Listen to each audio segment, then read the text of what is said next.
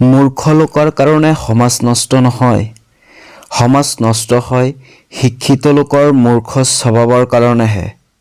চাণক্যই কৈছিল, শিয়ালৰ দৰে 100 বছৰ জীয়াই থকাতকৈ সিংহৰ দৰে এদিন জীয়াই থকাই ভাল।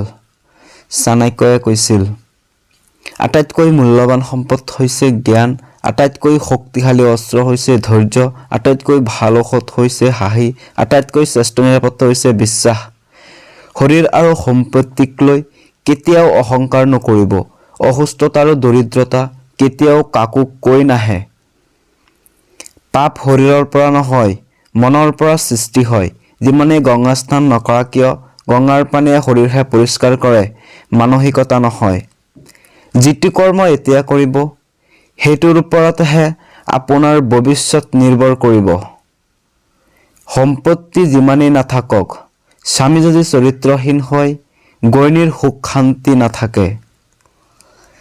শক্তিশালী হোৱা কিন্তু অহংকাৰী নহবা, দয়ালু হোৱা কিন্তু দুৰ্বল নহবা, কাৰণ অহংকাৰ আৰু দুৰ্বলতাই হ'ল ধ্বংসৰ মূল কাৰণ।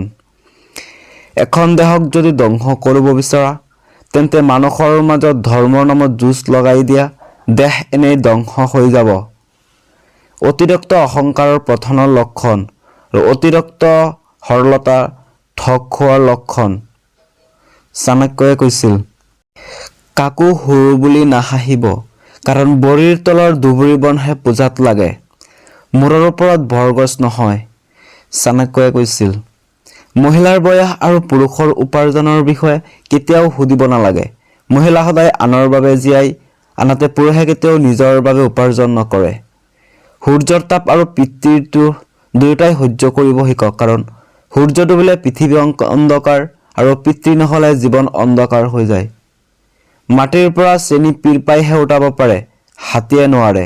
সৰু বুলি কাকো উপলঙা নকৰিব, কেতিয়াবা সৰু মানুহে বহুত ডাঙৰ কাম কৰিব পাৰে।